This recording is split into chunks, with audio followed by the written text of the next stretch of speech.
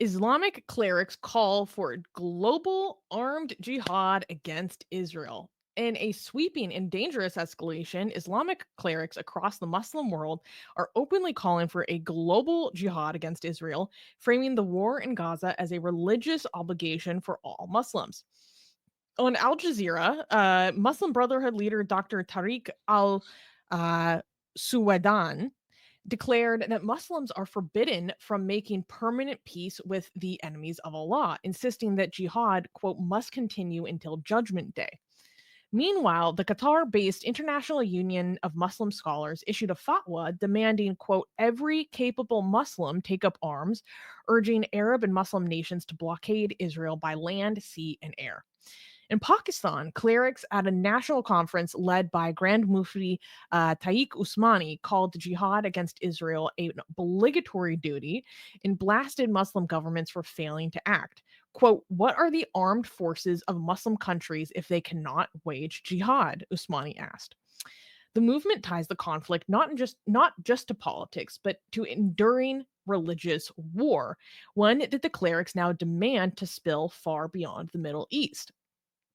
So I wanted to talk about this because I've been seeing a couple of these stories come up, and now there were so many coming up. I was like, okay, let's just cover all of them.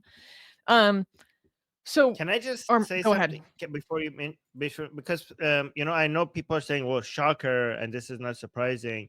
However, I want to emphasize that this is important, different. This is not just the same as a random jihadi somewhere saying like, "Oh, like D to the Jews and like fight Zionism." These are big names, big people, big influencers, right? Mainstream, and it's important. This is not this.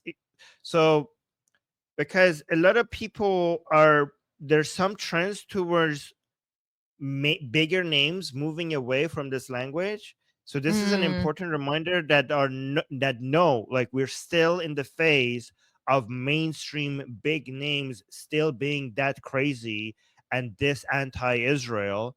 That's why this is important to highlight, that we are still in that phase, that this is we big countries, big politicians, big clerics are still very anti-Israeli to the point that they want to completely destroy Israel.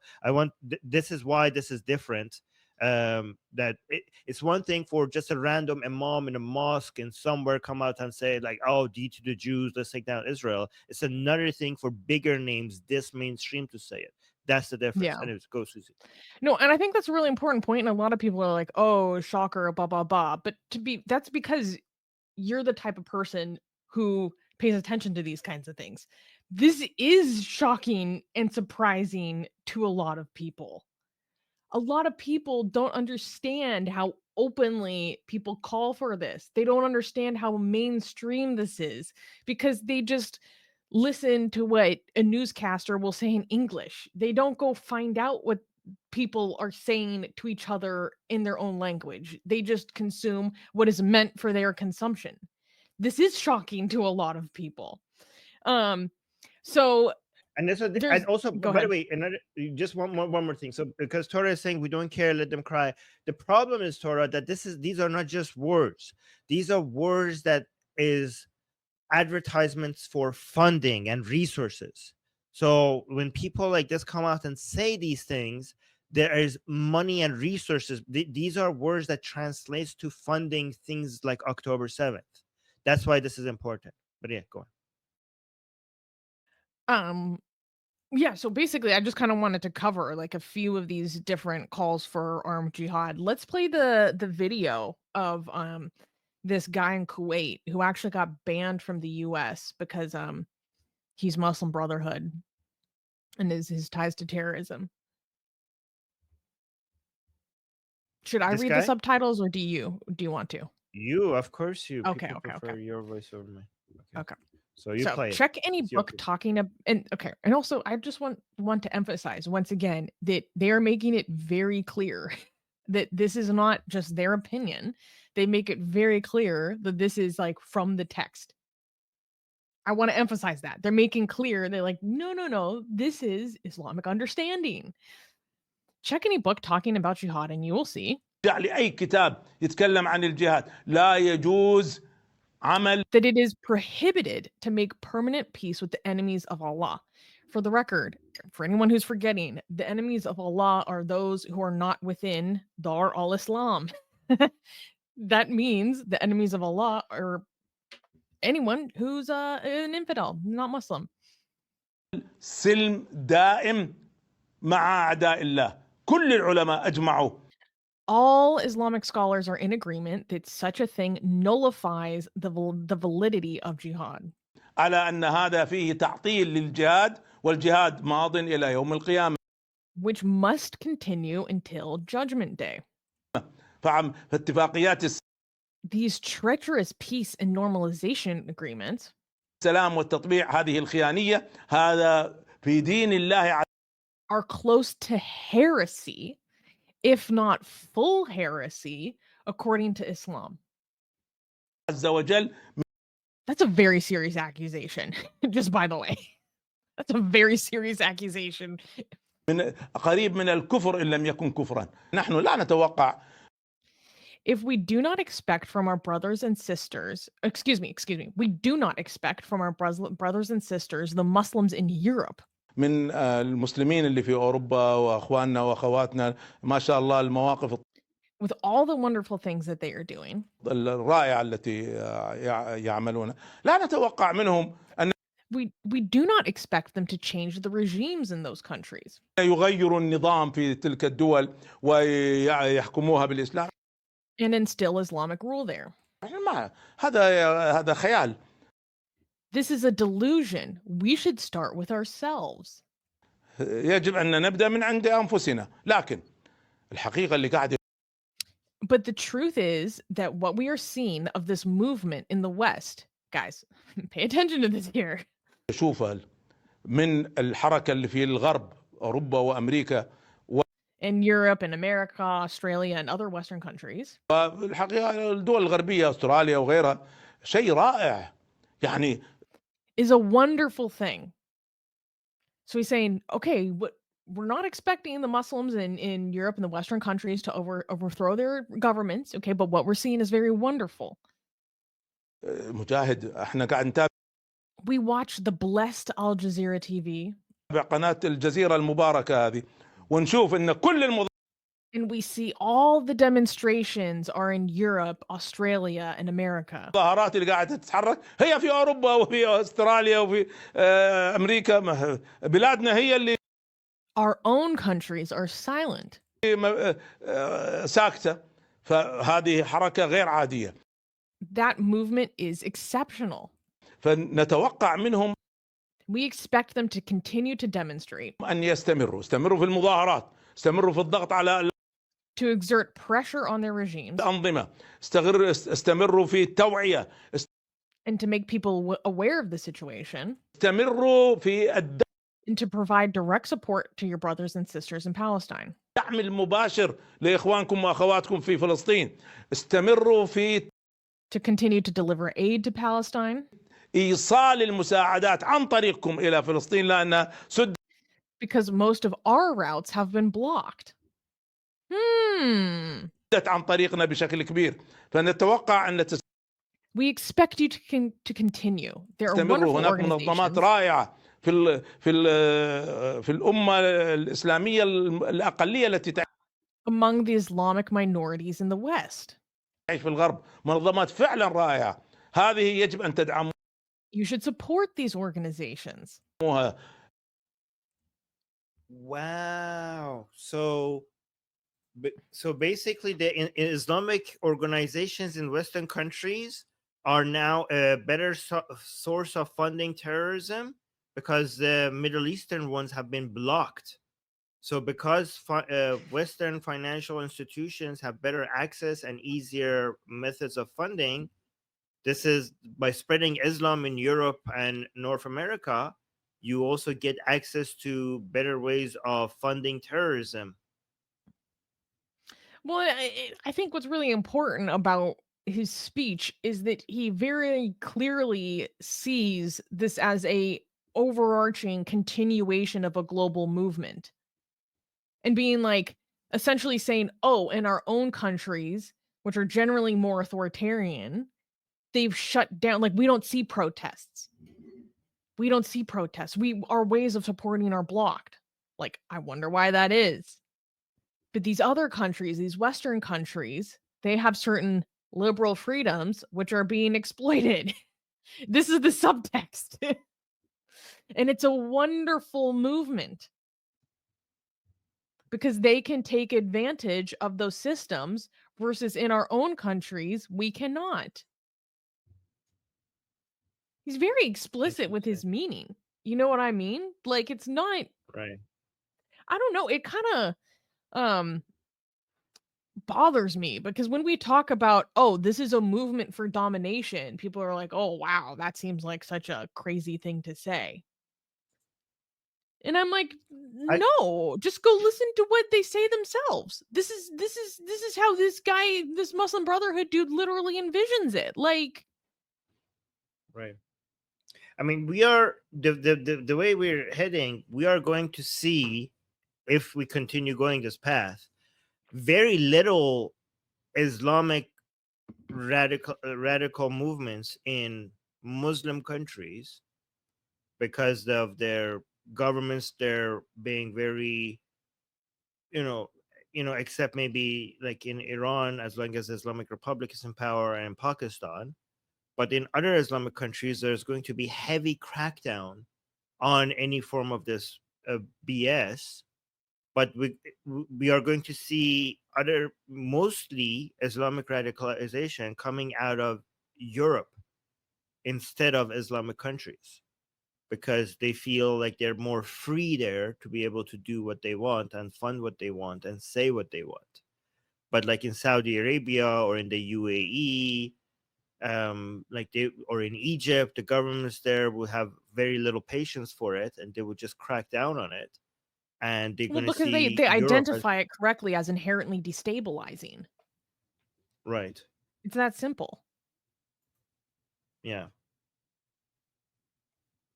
So like, So I yeah, don't I that's don't know the. where you thought you were living. We're cracking down on that. Like, what? By the way, was he referring to this Quranic verse? I don't know, because I went to the washroom quickly. He was referring to making it very clear that you cannot be friends with the Jews. Not So this permanent. is yes, this is Quran chapter 5 verse 51, and you can see it's very clearly says God is saying to Muslims, to mu'minun, Ya ayyuhallazina amanu, means all you who. This is one of the most repetitive phrases in the Quran. Ya ayyuhallazina amanu means all you who have believed, right? By the way, in Islam, in the Quran, most Muslims don't know this. Okay, in today's world, we actually use these interchangeably. In Islamic language, believers and Muslims mean the same thing. But anybody who reads the Quran carefully, you realize that believers and Muslims are two different groups of people. The believers are above Muslims. Muslims are people who just submit. The believers are one level above Muslims. Did you know that, Susie? If you read the Quran, like, hey, you guys are just submitting. Muslims are just submitting. Anyways, that's another topic. In today's language, this means Muslims. So it basically means Muslims do not take the Jews and the Christians as allies. So this is a very clear Quranic command that they are not your friends. They are not your friends. Yeah, I also wanted to talk about this giant conference that happened in Pakistan. So it was, what was the name of this? The conference was titled Palestine and the Responsibility of the Muslim Ummah, organized at the Pakistan China Friendship Center in Islamabad by the Majlis Ishtihad Ummat Pakistan, which is a collective of Islamic religious organizations of different sects and different religious political parties. Okay. So in it, the Grand Mufti of Pakistan made this whole speech, and it I just have to give you some quotes because wait, there was wait. Okay. Because I was like, you got to be freaking kidding me. They literally did the meme. Okay, so there was one guy who gave a speech, Maulana Fazlur Rahman, the Emir of Jamaat Ulema-e Pakistan, said, behind, quote, wait. Quote, behind every difficulty in Pakistan, there is a Jewish conspiracy. I was reading the breakdown of this conference. I was like, oh, you're freaking kidding me, man. You literally did the meme. Behind every difficulty in Pakistan, there's a Jewish conspiracy. Quote, jihad has become obligatory on all Muslims in the matter of Palestine. There is no pact is an obstacle to the participation in jihad. So basically, and then they laid out this case at this conference.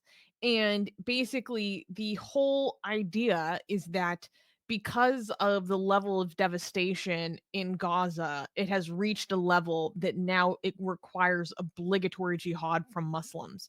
Um, so, for example, the global conscience has died. The United Nations, the Security Council have become ineffective. America is vetoing every resolution. Human rights and the International Court of Justice have become paralyzed and helpless.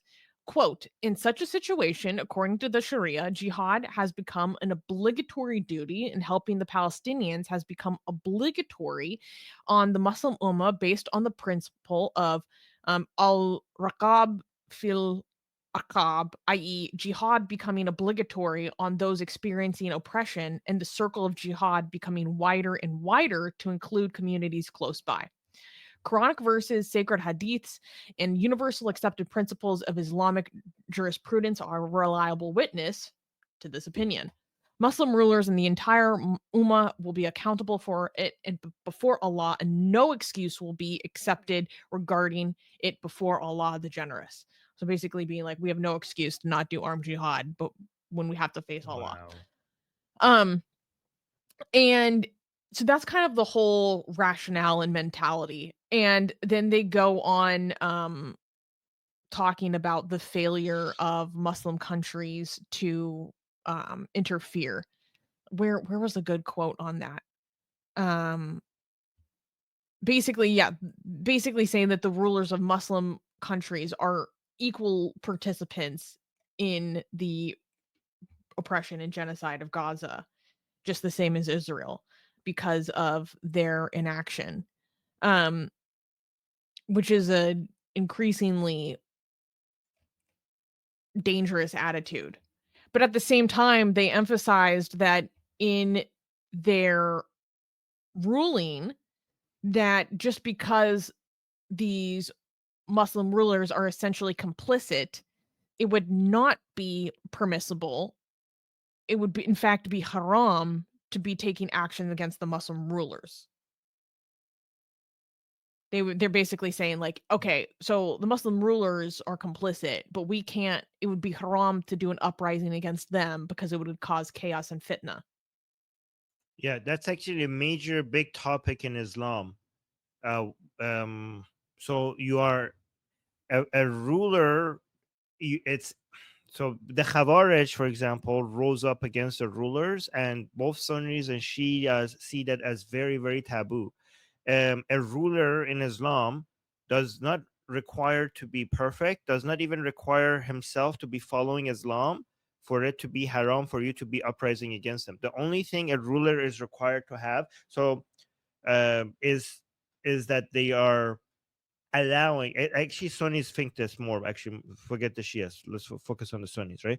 So the Sunnis believe that most Sunni schools of thought believe that the rulers, the only requirement is for them is to create stability for Islamic law to be able to for it to be able to take place, right? So, for example, if a ruler is drinking himself, is not praying, is not fasting, having sex outside of marriage, doesn't, I mean, it matters for him. He could go to hell when he dies, but you are not allowed to uprise against him if he is creating an environment where the ulama are happy that Islamic law is being enforced. It doesn't matter. You shouldn't be uprising against it. But again, there's a lot of details and disagreements over this. For example, if the rulers are actually bringing shirk to the land. For example, if you one signs that okay, an uprising might be legitimate now, is that some people suggest, again, there's so many disagreement here. So for example, if you're building Hindu temples, like that's, you're basically, what the hell, like, or if you are making some Islamic practices very difficult or illegal. Like for example, if you are a ruler that is basically getting in the way of people actually practicing Islam, so that's, then the uprising might be actually justified. But there's a lot of people are accusing each other of being other Khawarij or boot. What is the other side called? Madkhalis, right?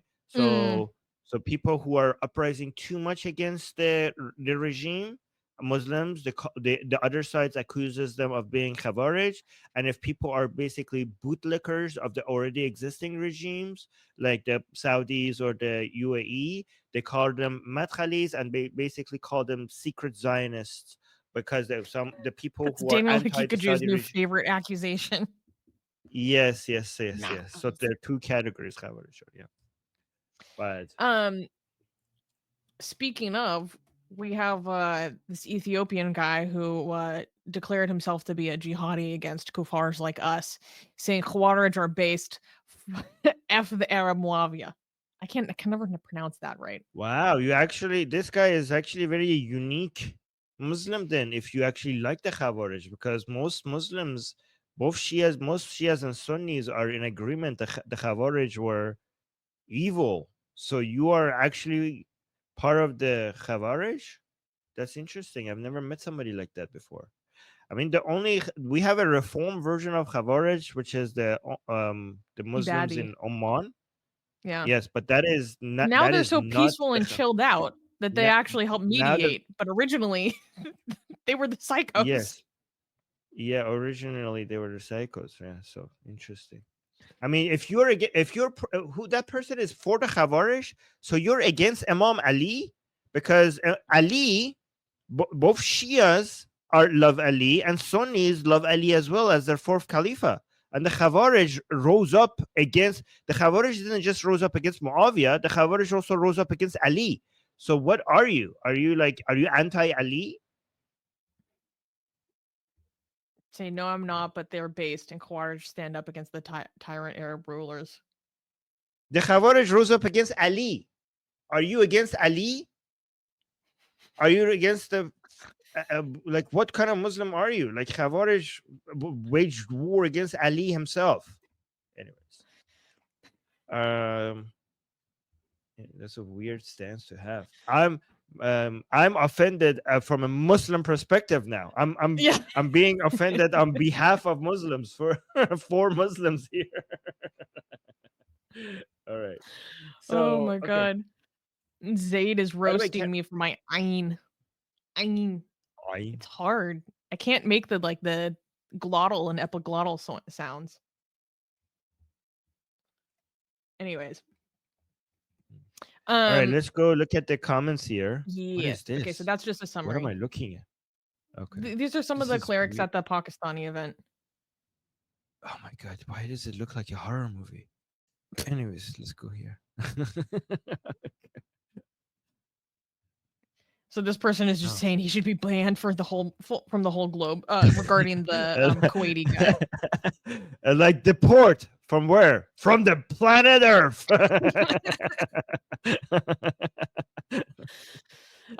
So this one is regarding the fatwa that was made in Qatar, and this person replied, you know, in the fatwa it was saying that it's obligatory upon all Muslims to do armed jihad, and this person is like, I am a professional shooter and fighter. Me and my friend want to fight against Israel. Can anyone help us? Who will bring us to Gaza and provide us weapons? What the? Wait, what? Holy crap!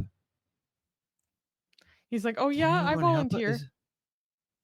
Can somebody go find Oh, this and he's from person? Like, where Pakistan. is? Shocker. Oh yeah, I'm looking at his account. Here, let's actually show his account. A Pashtun, A Pashtun nationalist, stand nationalist. with Jesus. civil Jesus supremacy and help us. democracy. Oh, can you اهدنا الصراط المستقيم, and this is a Quranic verse in Arabic, and then from Pakistan. Okay, so that is scary. Okay, there's how many of these people are there? Like, hey, I can. Oh my, somebody keep an eye on this man. This is dangerous. Wait, like, would the Pakistani authorities do anything if you report this person? I don't know. Yeah, we have his picture and his name on everything. I guess not. All right, what is this? Maybe he was being sarcastic. Oh, my sweet summer child. That's precious. Yeah. So this person was scroll down a little bit more because this person was just like Okay. posting about the conference. And because in the quote that behind every difficulty in Pakistan, there is a Jewish conspiracy. So this person saying behind every difficulty in Pakistan is a Pakistani, a corrupt one, often a terroristic one, oftentimes a criminal one, and always an anti-Semitic one. And then it was basically saying like their economy is bad because of their policies, not the Jews. Susie, do we have time for me to show something to like? I don't know if we're behind or not, because when it comes to blaming on everything on the Jews, there's a mullah that just recently said something in Iran. I don't know if I have time to show it to you guys. No, we don't have time right now. Okay, because it's so funny when it comes to blaming. Okay, can I just give you this quick summary? He Sure. was saying like he was he was saying that why is it the atmosphere in Iran changing so much? We can't blame the Jews for things anymore. He's like, we have to be so careful not to blame things on the Jews. Like that's how people are becoming, how everything is changing. He and then he says it used to be that we used to be able to blame everything on the Jews, even if you Yeah. saw a lizard in your home or something. He said, he's saying that out loud. He said, even if we saw a freaking lizard in our home or something like that, we were like, oh, the Jews, okay? And people would people like, yeah, like, of course it's the Jews. But now, even when the Jews, like, and he was talking about the recent explosion in Bandar Abbas in Iran, and now we can't blame, like, now the environment around us is changing so much when clearly the Jews were behind something. Like he's saying that even when things were not the fault of the Jews, we People were are always sensitive. They blaming don't the Jews. tolerate it anymore. Like you're gonna Yeah, get called we out, were. basically. And he was like, he's saying that it was okay that we blamed even things that the Jews didn't. We blamed the Jews. That was okay, right? And he like, but now things, even when the Jews are clearly doing something, the environment is so Jew friendly apparently that we have to look around our shoulder. We're like, can we blame the Jews? Are we allowed to blame the Jews? And he was complaining about that. I have to find an It's like excuse to show that in the people are stream. gonna call us out. They don't tolerate it anymore. Yeah. Yep. All right. Oh, really quickly, because I know, Susie, I know we're behind, but this is very interesting because Torah was saying, I didn't know that, Armin, that Muslims and Mu'mineen are different. Okay. Mm. And I just wanted to really quickly show one verse. And I there's a lot of Islamic writings that I could use to show you this, but really quickly, if you want to follow this, that Muslims are one level behind believers, right? So, for example, the Bedouins, this Quranic verse, which is basically chapter 49, verse 14, says, the Bedouin says, we have believed, and say, so God is telling Muhammad to tell them, you have not yet believed, but say instead, we have submitted, for faith has not yet entered your heart. And if you obey Allah and His Messenger, He will not deprive you from your deeds or of or your deeds of anything. Indeed, Allah is forgiving and merciful. So God is saying a believer, so a Muslim is somebody who submits even without believing. You're like, okay, because God is saying you don't understand what believing even feels like. Believing is something so much deeper. So you are not the believers yet. You are only Muslim. So we have Muslim means that those who submit. So you accept Muhammad's authority, you accept the law, you just follow it, and don't worry. Even though you're not at the high level of believers, your deeds will be accepted. as long as you're a Muslim, because God is forgiving and merciful. Just so God is saying, just submit and I will be happy with you, even though you're not at the level of believers. Very Interesting. interesting. Oh, we need to Yeah. do the super chats. Um, Yeah, let's do the super chat. Kenny gifted a 5 Atheist Republic memberships. Thank you so much, Kenny. That's so generous. Um, Poor Claire gave a super chat saying, couldn't Muslims use the same argument you made about chests and justify forcing women to wear hijabs? Okay, Muslim seem like men made by chest to justify forcing women to wear hijabs. Male chests or female Huh? How? chests? Oh, because I'm saying, okay. So I see what I understand what I'm saying. Because I'm saying women are different. Like when it comes to sexual appeal of women's body, is very different. The effect of it is very different from the sexual appeal of a man's body. So I think you're saying, like, isn't that the justification for hijab? I mean, just because it has a different effect, that doesn't mean we should be limiting civilizations have been going on for many thousands of years without restricting women. um restricting women in such a way. I mean, you can see the happiest countries in the world are functioning without restricting women in such a way. Just because it's different, that doesn't mean that you have to go to that level of limiting people's support, or limiting people's freedom of choice. This is something that could be this is just a education and cultural issue, rather than a limitation of women's bodily autonomy issue. I mean, we have seen societies do that effectively.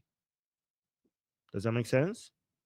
Yeah, I can see interesting arguments like on many different sides. Um, Gaijin gave a super chat saying, I've seen Red Note posts comparing Gaza to Nanjing. Wow. Wow. Look, Wait, things I can didn't get be it. bad and still not be as bad as Nanjing. Jesus. Wait, hold on. What's Nanjing? Oh my God, what the Is it Japanese did in China? In Nanjing? uh, like putting the babies upon spears and stuff, and the mass grape and everything like that? Was that in Nanjing? I And didn't know I where. mean, several other things that I literally don't even want to say on YouTube. Hmm, hmm, Yeah, hmm. it's oh my God. Gaijin is also saying, thank you for the super chats, Gaijin. Hard disagree. Male chests can be very distracting. May we have brain scans to verify that hypothesis? I'd like a control group from topless cultures. Yeah, I wasn't okay. So if you're gay or a straight woman, I'm not saying men's chests are not attractive to straight women and gay men, but di- it's different. Okay, it's different in the sense that you don't feel. Anyways, I'm not gonna argue that. Okay, I'm not gonna get into that. It's not. It's there's no sense of this is a sexual organ. So for example, a man's biceps could be attractive, but you don't associate that with their sexuality necessarily. It's just attractive. Does that make sense? Because Mhm. it doesn't highlight. It's not a feature that shows that the sexuality specific to that gender. Like there are certain cues, and from a body that makes this. I don't know how to explain it. I will go and find the right vocabulary for this at some point. That it serves a sexual purpose? Not a sexual purpose. It's just a very a feature in that body that identifies to your the most the base the reptilian part of your brain, that this is the other sex that you need to go and impregnate. Okay, like there are things that shout that at you in a man's mind in a way that nothing else does. I get that. I get that. Do you know who makes the most amazing, gorgeous, and other adjectives that I can't use here on YouTube, blasphemous art ever? We do! And for some reason, we are giving it away for free. Download them now using the link in the description before we change our mind.